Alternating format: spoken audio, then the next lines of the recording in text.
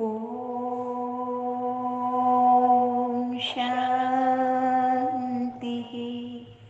सत्यम शिवम सुंदरम सच्चित आनंद स्वरूप सत श्री अकाल मूर्त सदा शिव परम पिता परमात्मा की प्यारी संतान, प्यारे भाइयों तथा बहनों, आज 15 फरवरी 2023 की मुरली का मंथन प्रस्तुत है।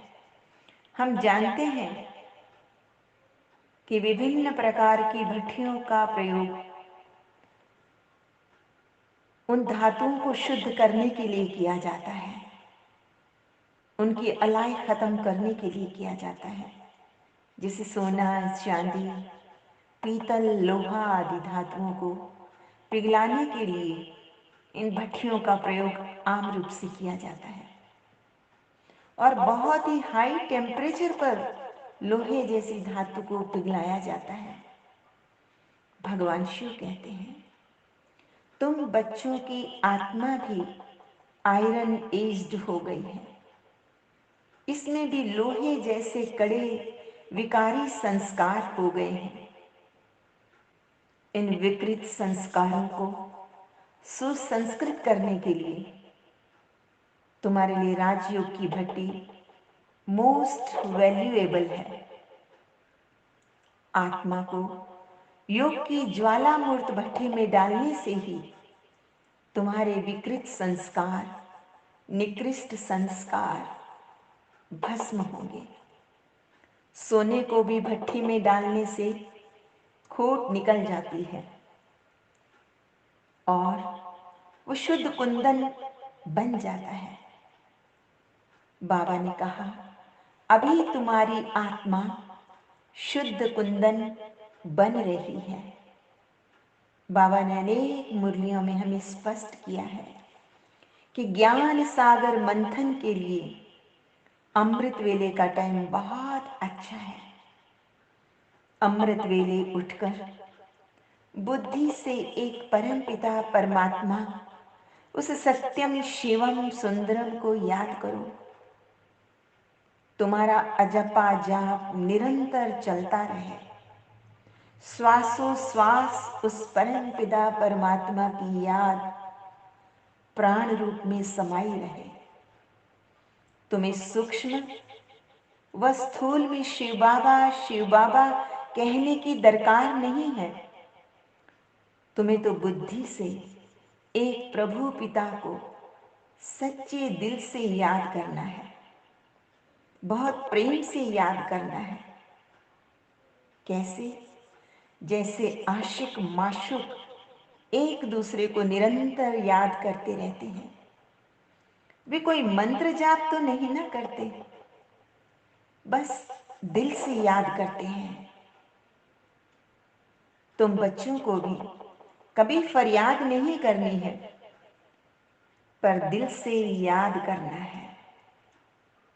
शिव बाबा ने कहा, मुझे सूक्ष्म शरीर भी नहीं है, इसलिए मैं सबसे ऊंचते ऊंच हूं। बच्चे जानते हैं, बेहद के पिता से हम बेहद सुख का वर्षा लेते हैं। बाप की श्रीमत पर पूरा चलना है।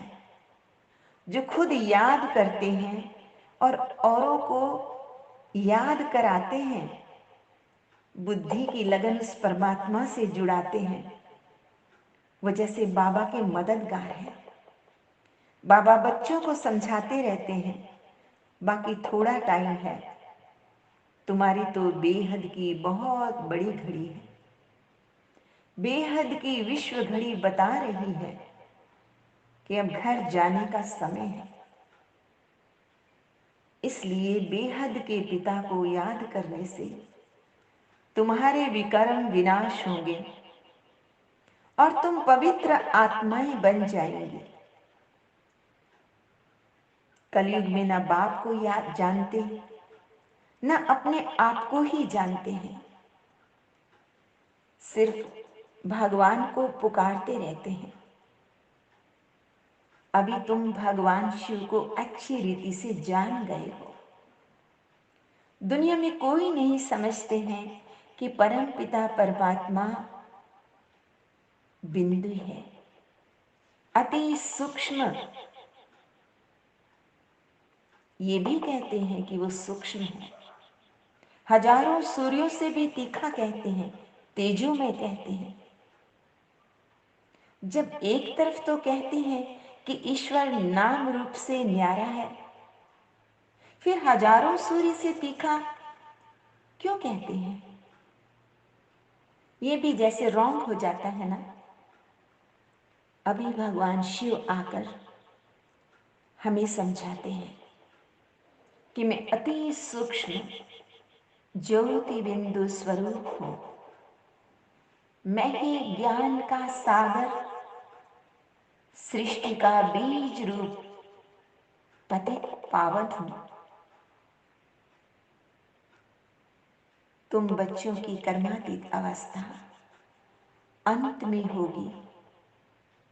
फिर बाबा ने यह भी कहा कि तुमको रहना भी गृहस्थ व्यवहार में है, उसे छोड़ना भी नहीं है, और शरीर निर्वाह अर्थ व्यवहार करते हुए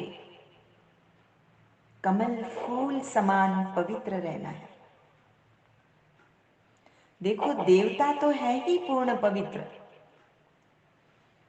परंतु कब और कैसे बने ये दुनिया वाले नहीं जानते। लेकिन तुम बच्चे जान गए हो कि संगम युग पर ही भगवान शिव आकर हमें पवित्र बनाते हैं।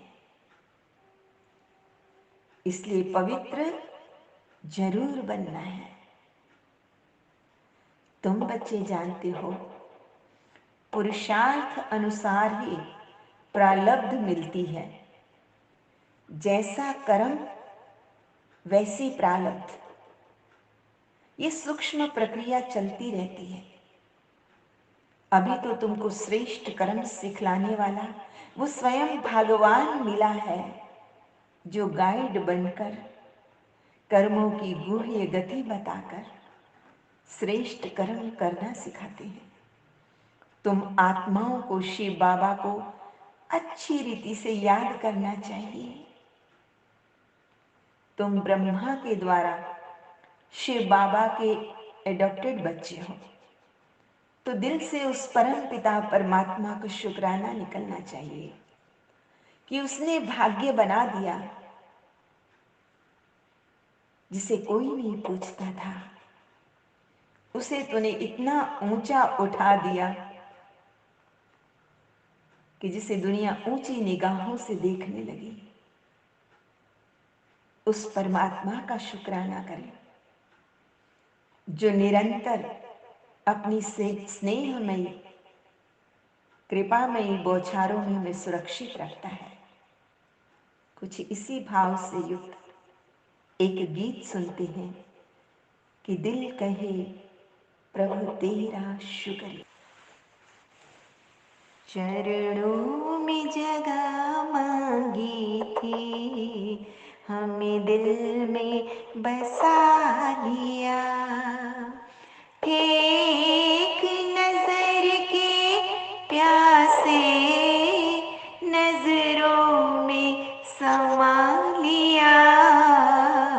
आपका शुक्रिया, आपका शुक्रिया। वरदान भरी दृष्टि से हमें बनाया त्रिकालदर्शी। जन्मों के पुण्य फले हैं, प्रभु दया है इतनी बरसी। पलकों से उठा कर मोती आँखों का बना लिया। एक नजर के प्यासे नजरों में समा लिया। आपका शुक्रिया, आपका शुक्रिया। भगवान शिव कहते हैं, अंत समय में मेरे अलावा किसी की स्मृति भी न आए। गाया भी जाता है ना, अंतमति सुगति। इस समय सिर्फ तुमको शिव बाबा और वर्षे को याद करना है। श्री नारायण तुम्हारी प्रारब्ध है, तो अर्थ पूरा बुद्धि में होना चाहिए। बिगर अर्थ तो बहुत याद करते रहते हैं। पिछाड़ी में जिसको ज्यादा प्रीत होती है वही याद आते हैं ना। बड़ा खबरदार रहना चाहिए। तुमको याद करना है एक शिव बाबा को, उसी से प्रीत रखनी है। शिव बाबा कहते, बच्चे विषय विकारों का विष पीना छोड़ो, परंतु माया ऐसी है जो पवित्र बनने नहीं देती। पवित्रता के कारण अबलाओं पर भी बहुत अत्याचार होते हैं। विष पिए बिना रह ही नहीं सकते। सबसे बड़ी हिंसा काम है। काम महाशत्रु की है। ये जहर है, अति दुख देने वाला है ये, परंतु तकदीर में नहीं तो सुनते ही नहीं, पवित्र बनते ही नहीं। आज का वरदान है सोचना, कहना और करना, इन तीनों को समान बनाने वाले बाप समान संपन्न भव। वो परम पिता परमात्मा, वो हमारा माता पिता बंधु सखा, वो बाप दादा अब सभी बच्चों को समान और संपन्न देखना चाहते हैं। संपन्न बनने के लिए सोचना, कहना और करना तीनों समान हो, इसके लिए सब तैयारी भी करते हो। संकल्प भी है, इच्छा भी यही है, लेकिन ये इच्छा पूरी तब होगी जब और सब इच्छाओं से इच्छा मात्रम अविद्या बनेंगे। छोटी छोटी अनेक प्रकार की इच्छाएं इस एक इच्छा को पूर्ण करने नहीं देती है। तो अपनी इच्छाओं को चेकिंग करके उन्हें आजाद कर दीजिए, अपनी चेतना को इन बंधनों से। आज का स्लोगन है, अव्यक्त व कर्मातीत स्थिति का अनुभव करना है तो कथनी, करनी और रहनी को समान बनाओ। अच्छा, मीठे मीठे सिकिलदे बच्चों प्रति माता पिता बाप दादा का याद प्यार और गुड मॉर्निंग रूहानी बाप की रूहानी बच्चों को नमस्ते। हम रूहानी बच्चों की रूहानी माता पिता बाप दादा को याद प्यार, गुड मॉर्निंग और नमस्ते। सदा रहो हंसते, कहीं नहीं फंसते, बन जाओ फरिश्ते, बांध लो अपने बसते, चलो प्रभु के रस्ते। वाहिगुरु जी का खालसा, वाहिगुरु जी की फतेह। बोल साचे दरबार की जय। लोका समस्ता सुखिनो भवन्तु, लोका समस्ता सुखिनो भवन्तु, लोका समस्ता सुखिनो भवन्तु।